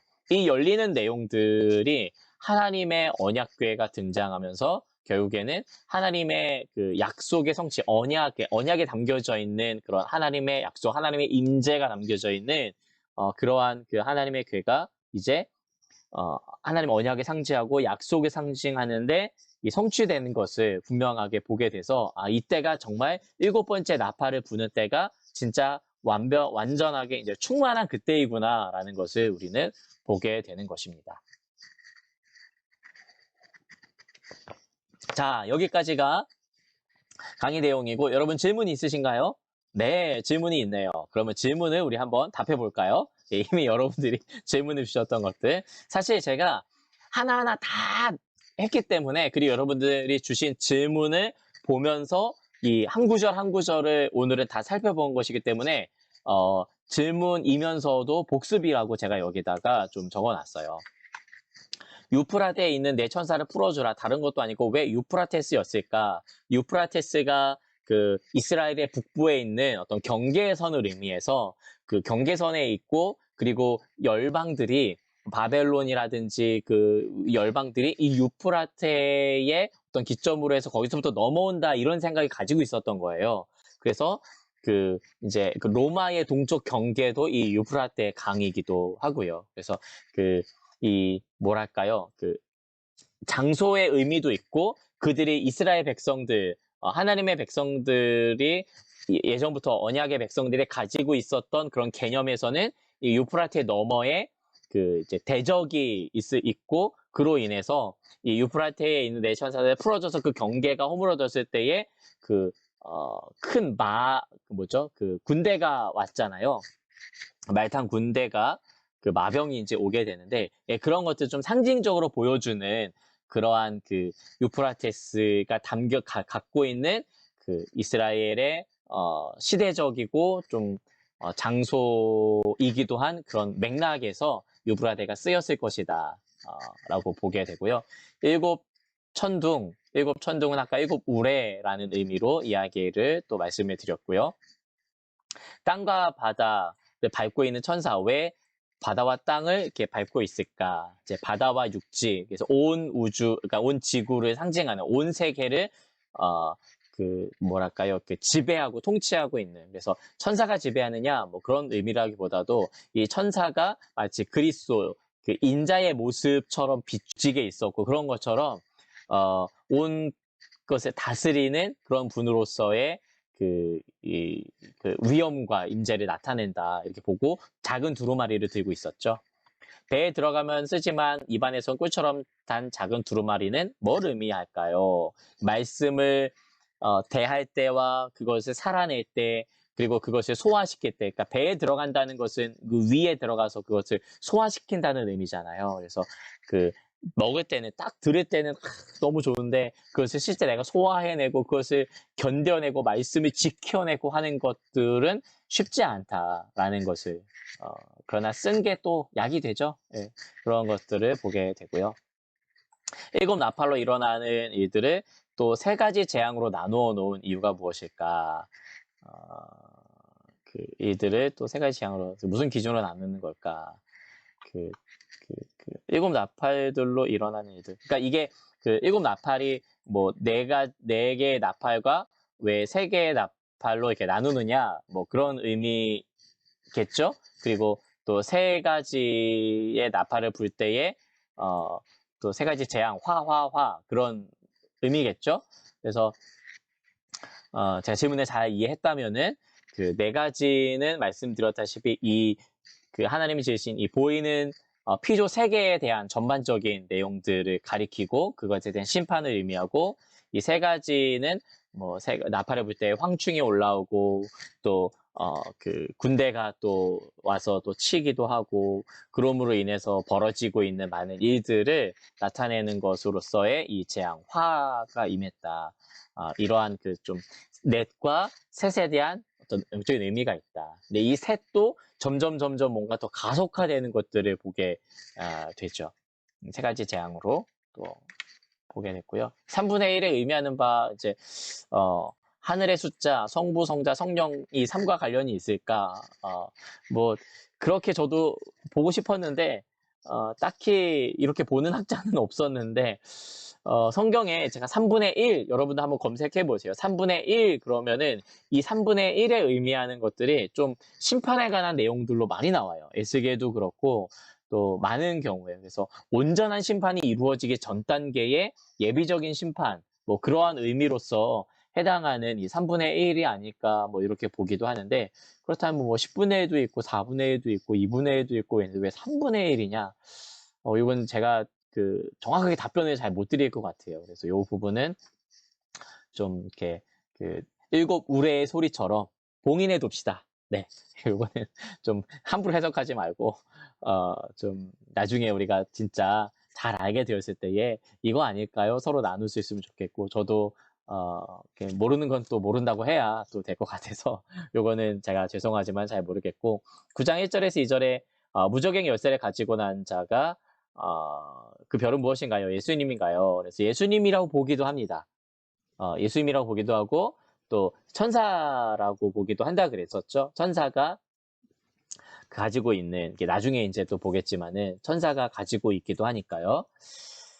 9장 14절에 왜 내 천사 유브라데에 결박되어 있나요? 이거는 이제 아까 설명한 내용들 똑같은 질문들이죠. 그러니까 보통 궁금한 질문들이 좀 비슷한 것 같아요. 그래서 그 설명 같이 드렸고 유브라데의 그 지리적인 의미 그리고 이스라엘 백성들이 그 지리를 통해서 가지고 있는 그 좀 어떤 상징적인 의미를 설명을 드렸고 왜 갖다 먹어버리라. 그러니까 이게 한국어 표현이 좀 그래요. 그래서 이 먹어치워라. 약간 이런 의미처럼 너무 이 말씀의 고귀함을 떨어뜨리는 것은 아닌가. 근데 영어에도 take, 이제 그것을 받으라라는 어떤 의미로 되어 있기 때문에 먹어버리라 아니면 또 받아 먹으라라는 그런 의미로 해석이 된다는 것을 좀 보게 되죠. 그래서 이게 우리나라 이 개역 한글에서 개역 개정이 됐는데도 여전히 조금 이 번역이나 이런 표현들이 좀 뭐랄까요 그 어색한 경우가 좀 있다 이해해 주시고 그리고 또 이방인이나 하나님을 믿지 않는 자들을 의미하는 건가요? 예, 맞습니다. 그리고 11장부터 13절에는 지진이 났을 때 왜 성의 3분의 1이 아닌 10분의 1만 무너졌을까요? 그러니까 이것도 여러 가지 해석을 하는데 10분의 1은 그 10분의 1은 그 이제 하나님께 바쳐지는 숫자라고 하잖아요. 그렇죠? 11조의 의미처럼. 근데 요때의 11조는 10분의 1은 어떤 그 하나님께 드려진다는 것보다도 그 죽임을 당하는, 그러니까 이방인들 중에서 망하게 된 자들의 10분의 1. 그게 저희가 이거를 한참 읽었어요. 그래서 이게 순교자들을 말하는 거야? 7천이 그 구약에 있었던 그 뭐죠? 아합에게 무릎 꿇지 않은 그 7천처럼 이 7천이 그런 7천이야? 근데 문맥을 봐도 또 그 다른 걸 봐도 이 10분의 1이 그러니까 지진 때문에 무너졌다는 것들, 그리고 그로 인해서 남은 자들이 여호와께 영광 돌리겠다는 것들이 오히려 여기서는 거꾸로 표현이 되고 있어요. 그래서 10분의 1, 7천은 망하게 된 자들, 그리고 그에 반해서 그 나머지가 오히려 더그 그러니까 구원을 받게 됐다. 하늘께 영광을 돌리게 됐다. 이런 표현으로 뭔가 이렇게 좀 뒤바뀐 것을 보게 되죠. 7개 나팔장을 4개, 3개로 나눈 이유는 요것도 이제 유사하죠. 아까 나눴던 것처럼 그 이제 이 온 환경, 보이는 세계와 그렇지 않은 좀 영적인 의미를 가지고 넷과 셋으로 나누게 된 것이 아닐까 우리가 생각을 해보게 됩니다. 이 4와 3, 그리고 2, 그리고 뭐 7, 그리고 10이라는 10가지, 열 손가락 셀 수 있는 이 10이라는 가득하다. 완전은 7인데 10은 좀 가득하다. 그러니까 이런 의미로 뭐 또 보기도 하고, 12은 그 12의 그 제자의 수의 그 충만함, 뭐 이런 의미로도 보기도 하고, 1000은 셀 수 있는 숫자이 가장 많은. 그러니까 이런 그 상징적인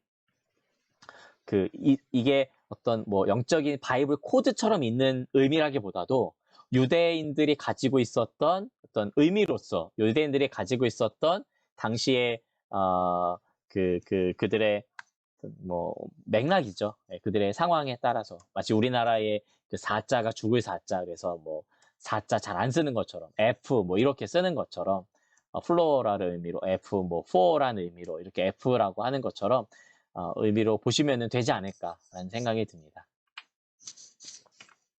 9장 2절의 별은 무엇일까요? 별처럼 보이는 천사, 하나님의 심판 말씀 등. 그래서 뭐 별처럼 보이는 천사이기도 하고, 아니면은 뭐 예수님이라고 보기도 하는데, 아까 얘기한 것처럼 사탄은 아닌 걸로. 네.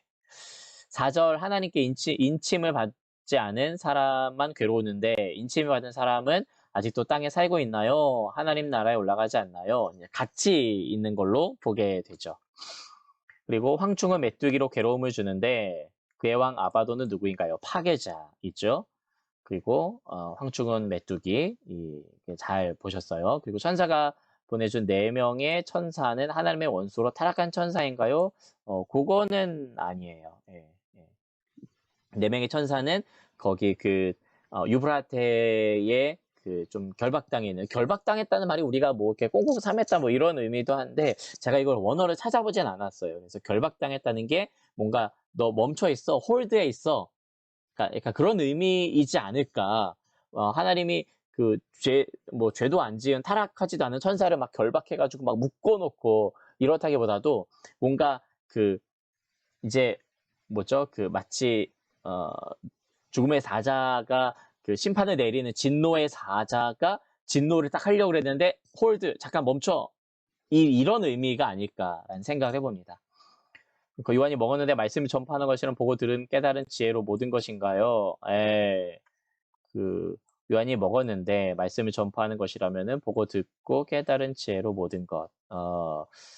네, 할렐루야. 제가 영적인 신비, 이 문자를 잘 해석하지 못하는 난독증이 좀 있는 것 같은데, 어쨌든 뭐 먹었다는 의미에 대해서는 아까 좀 제가 설명을 해드렸고, 먹은 것을 반드시 이제 소화해내는 그런 삶을 힘을 내는 것처럼 전파하는 삶을 살아야겠고, 듣고 깨달은 지혜로 보는 것이 맞는 건가, 뭐 이렇게 봤을 때에 맞지 않을까, 이런 생각을 해보게 됩니다. 자, 그리고 11장 1절에서 2절, 받은 막대기는 모세와 같은 막대기인 건가요? 이게 갈대와 막대기, 뭐 정확하게 그렇게 볼 수는 없지만, 그러나 이거는 확실한 것 같아요. 측량할 수 있는 막대기였다. 갈대 막대기, 측량할 수 있는, 무엇인가 재는 막대기. 그게 1m인지 뭐 정확히 몰라요. 그래서 무엇인가 이렇게 지팡이로 홍해를 딱 내리쳐가지고, 지팡이 여러 용도가 있잖아요. 그래서 지팡이로 홍해를 내리쳐서 이렇게 딱 갈라지게 하는 거, 또 지시하는 거, 이런 의미인데 이거는 이 막대기는 측량하는 막대기였다 보시면 되고요. 왜냐면 다른 용도로는 기록되지 않아요. 42달 동안은 그리고 언제 그리고 어떤 말씀하셨나요? 요건 아까 설명해 드렸죠. 그리고 그동안 두 증인 감람나무 올리브나무의 의미는 이거는 이제 그 두 어떤 기름, 두 영적인 그 지도자, 기름이라고 하는 것이 이제 기름 부음 받은 자 이런 의미가 있기 때문에 제사장과 어떤 지도자 이런 의미로 두 증인에 해당된다고 보시고 두 촛대는 교회 맞습니다. 두 증인이 싸움의 원수를 이기고 시체가 되어도 많은 사람이 양심이 되고 죄를 마음껏 즐기지 못하는 모습에 이해가 부탁드랍 얍얍. 그리고 11절에 하나님의 생기 성령 들어가고 누가 일어난 모습이 어떤 말씀하시나요? 자, 요게 그 계시록 그 비밀스러운 계시록을 보는 것 같은 정말 이해하기가 쉽지 않은 문자와 그 제 한국어인데 이게 한국어인데 한국어입니다. 주여. 그래요.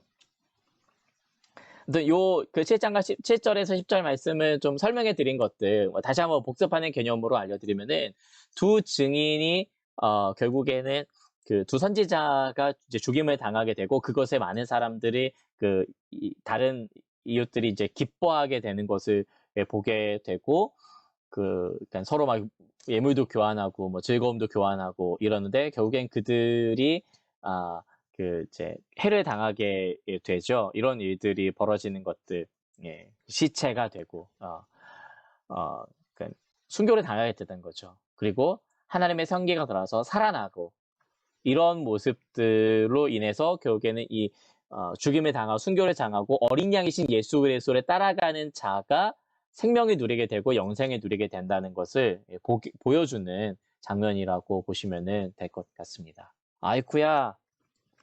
끝입니다, 여러분. 여기까지가 이제 충분하게 이렇게 설명을 해드렸는지 모르겠지만 오늘은 쭉 달려왔습니다. 이제 마이크를 서로가 좀 켜고 제가 이거 화면 공유 이제 멈출 테니까 이거 이제 하고 그다음에 여러분들의 소리도 좀 듣고 혹시나 또 추가의 그 질문이 있으면은 지금 또 추가로 질문을 한번 받고 나눠보는 시간이 되면은 어떨까 이런 생각이 듭니다. 혹시 여러분 지금까지 이렇게 보셨는데 추가 질문 있으신가요? 오늘 뭔가 이렇게 확 많이 들어왔죠. 태성이 좀 이해가 됐어요?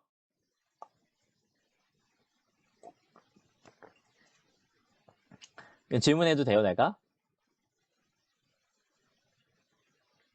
안 돼?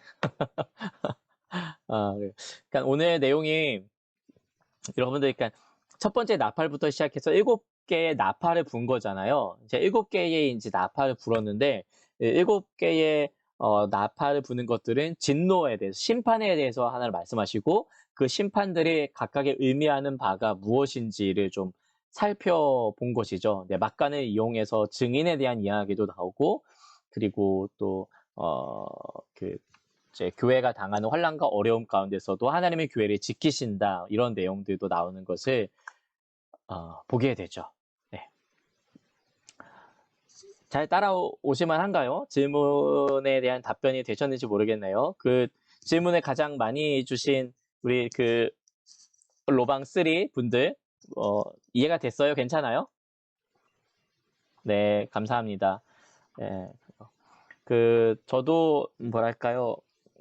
이 내용을 다 알고서 한다기보다도 대략 이렇게 하나님이 말씀하시는구나, 이렇게 하나님 흘러가게 하시는구나, 이렇게 좀 감을 잡아가는 중이에요. 근데 보면 볼수록 뭘 느끼냐면은 이 내용이 그 구약과 신약의 나머지, 그러니까 계시록을 제외한 나머지 책들, 혹은 뭐 묵시록을 제외한 나머지 책들과 다른 말을 하고 있는 게 아닌 거예요.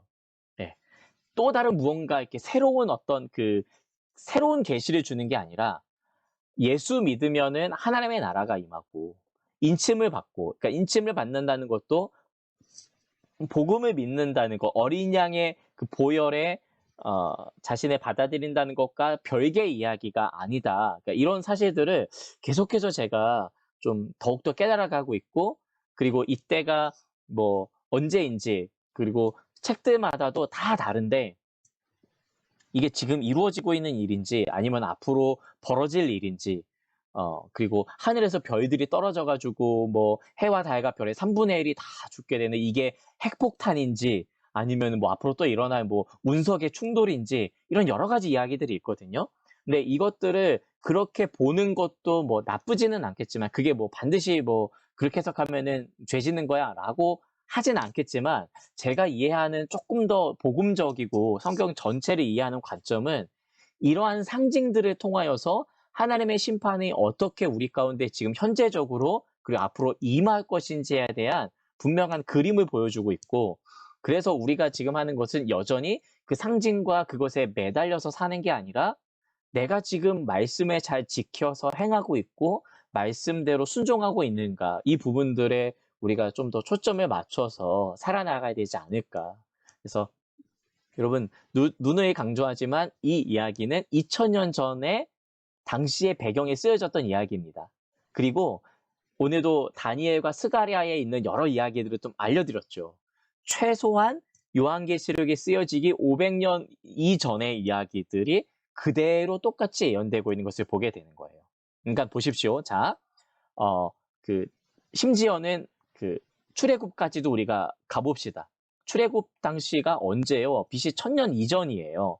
그러니까 뭐 BC 1000년 이전에, 그래서 지금부터 한 3000년 전에 그 사건을 통하여서 하나님이 주시고자 했었던 그 심판과 진노와 하나님의 구원과, 그리고 다니엘과 그리고 또 시편에서 노래하고 있는 것과 혹은 스가랴와 또 이런 많은 예언들이 바벨론 시대에 펼쳐졌을 때 그때의 그 모습과, 그리고 로마의 압제하에서 이런 계시록의 예언들을 보면서 하나님의 심판과 구원을 보고 있는 그때와, 코로나 때문에 경제 위기 때문에 뭐 미국 뭐 블랙 뭐 지금 난리도 아니고, 그리고 정말 끔찍하지만 그 7시간 동안 그 캐리어에 갇혀 있는 그 아이, 이러한 이 시대 정말 뭐 말도 안 되는 이렇게 사람의 생명을 존중하지. 진짜 정말 너무 울 것 같았고, 그 캐리어에서 숨진 그 아이를 생각하면서 저도 진짜 공포, 내가 막 갇혀 있는 것 같고 미칠 것 같았어요, 진짜.